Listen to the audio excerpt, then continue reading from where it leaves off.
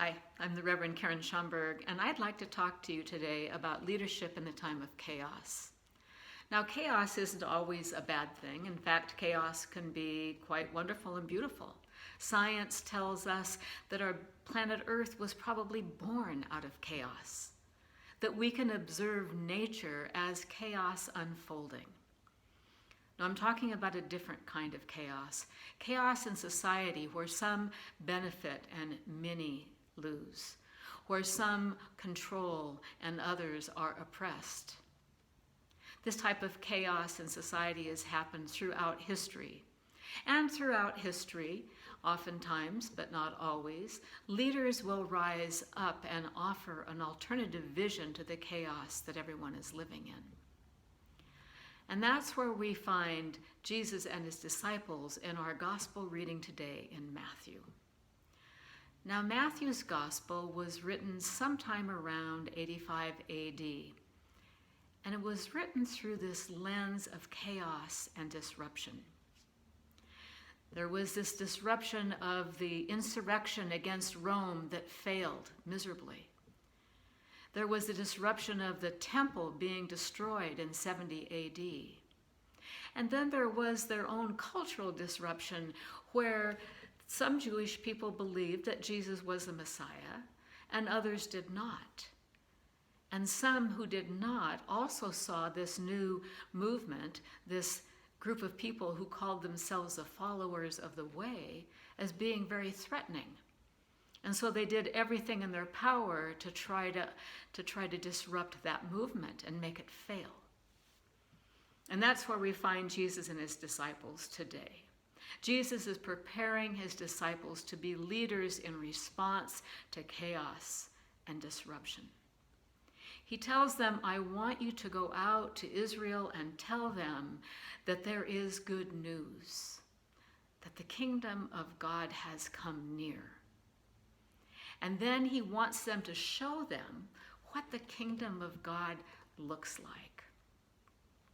What the kingdom of God is going to look like is that they are going to go out and they're going to heal the sick. And they're going to raise the dead. And they're going to cleanse the lepers. And they are going to cast out demons. Well, those in Roman society who were sick, or who had leprosy, or who had demons, or who were dying, were the most outcast of all, living on the very, very edges of society, the most oppressed. And Jesus is telling his disciples that they are to go out and they are to heal, and they are to cleanse, and they are to raise up, and they are to bring these people back into society. Bring them to the table and give them voice. Because that's what the kingdom of God is going to look like, where everybody is welcome and at the table. But Jesus warns them that that is going to be very threatening to those who are in power. Those who benefit from a chaotic and oppressive society will not like this at all. He says some will be so threatened by it that they might pretend to be your friend so that they can manipulate you and get you off course. They will be wolves in sheep's clothing. You won't know sometimes who to trust. The way that you will know who to trust is if they're doing what I told you to do. Well, we're living in great chaos now, for sure. COVID has totally torn our society apart. Racism has been tearing our society apart with this illness for a long time now, and it's coming to a head. We have political unrest. We have economic, I wouldn't say disaster, but definitely economic upheaval. We are experiencing chaos. So many whom I have spoken to say that they don't even know how to respond or who to trust. What leader can you listen to and believe who is really on our side and for us, and who is really just a wolf in sheep's clothing. We know that just because somebody holds a Bible in front of a church, or just because somebody wears a collar, or just because somebody wears a uniform and a badge, they are not necessarily for all of us. But not to worry. Jesus has given us a very clear roadmap in our gospel reading today, a way that we can tell who a leader is in the midst of chaos that we want to raise up and who we can trust. Because these leaders will heal the sick, cleanse the lepers, cast out demons, and raise the dead. And we certainly have the sick amongst us right now.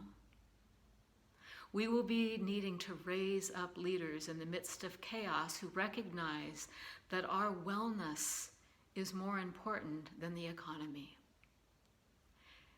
We need to raise up leaders who recognize that this illness, this disease of racism, is killing us deeply inside and destroying our humanity.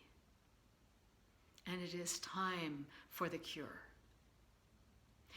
We need to raise up leaders who recognize that we have amongst us the walking dead and leaders who want to give them new life.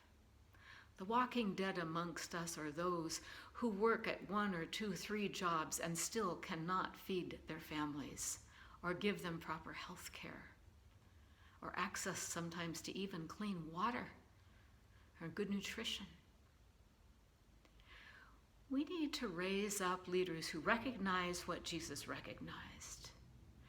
That when we cleanse the lepers, we are touching the untouchable. We are going to those who society has neglected, ignored, or pushed away for so long that we have not heard their stories for generations. And we need to bring them back to the table and hear their stories, because we will all greatly benefit. But most importantly, in my mind, we need to raise up leaders who will cast out this demonic idea that we are all separate. Because indeed we are not. We know that now. It is a difficult and trying time for sure, and many of us feel confused, exhausted, and ready to surrender in this time of chaos. But Jesus has given us a clear mandate how to respond.